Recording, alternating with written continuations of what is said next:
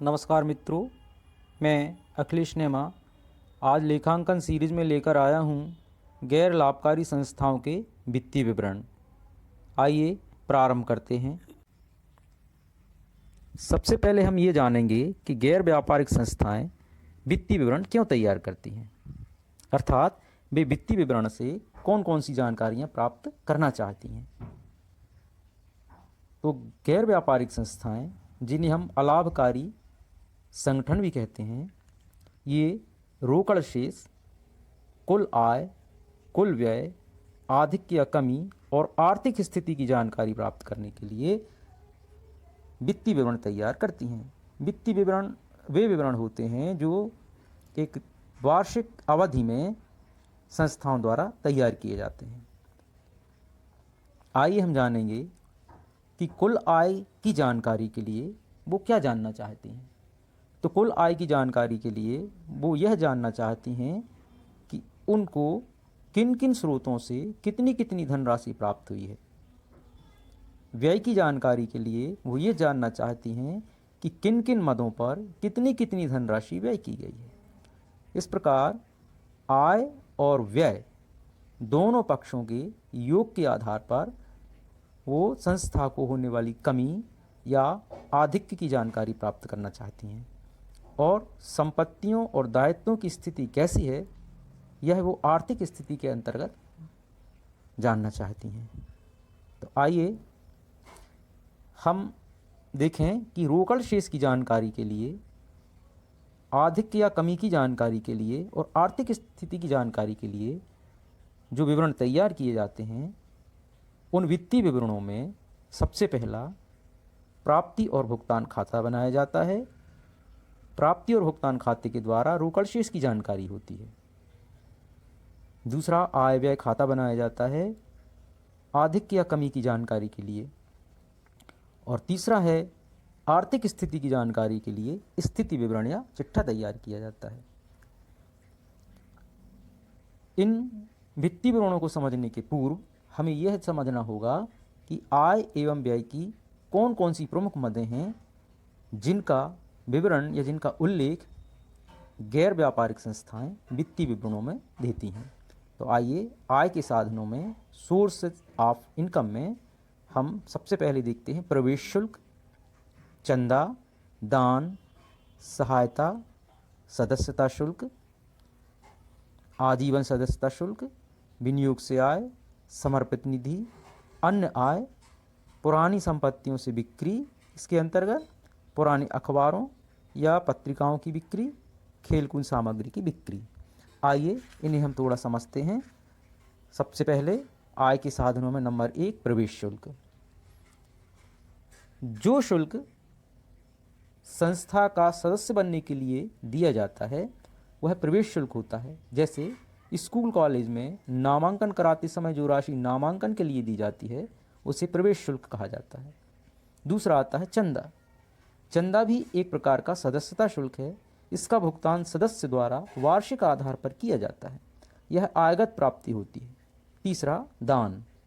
दान अलाभकारी संस्थाओं के लिए एक महत्वपूर्ण प्राप्ति की मद होती है। दान से आशय वह प्राप्त राशि है जो किसी व्यक्ति, फर्म या कंपनी से उपहार के रूप में इन संस्थाओं को प्राप्त होती है। दान दो प्रकार का होता है, एक विशिष्ट दान और दूसरा सामान्य दान। विशिष्ट दान वह दान है जो विशेष कार्यों के लिए इन संस्थाओं को प्राप्त होता है, और दूसरा सामान्य दान।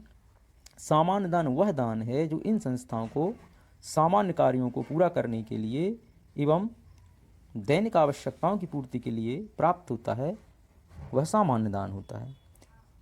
चौथा आता है सहायता।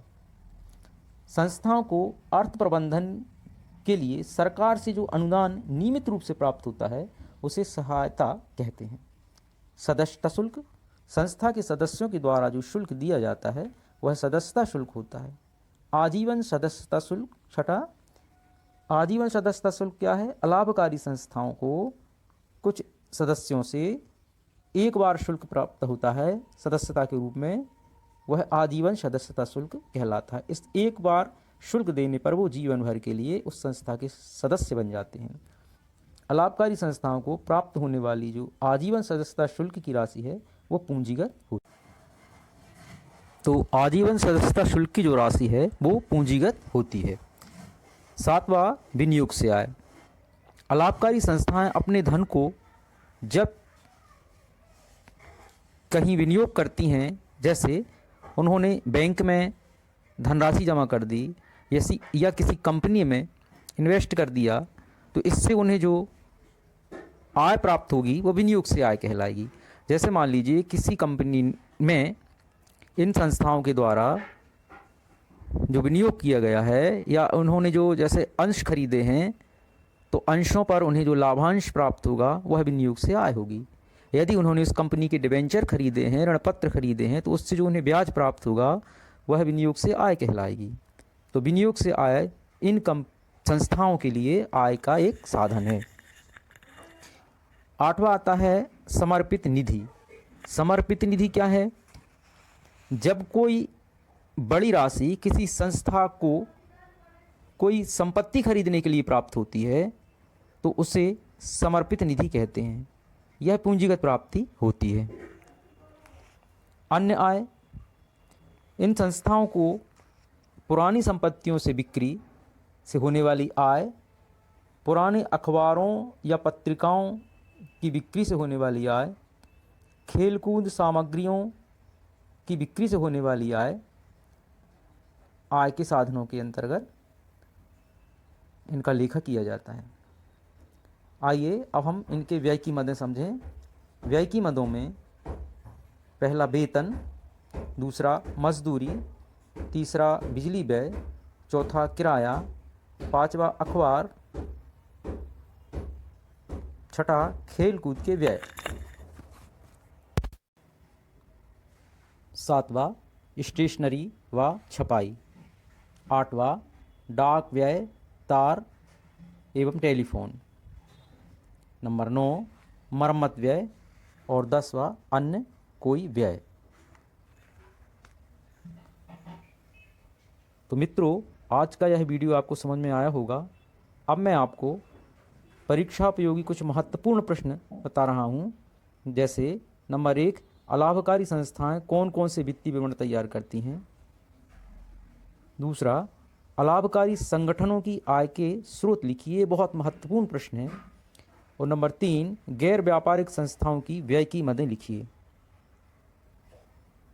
नमस्कार मित्रों, धन्यवाद।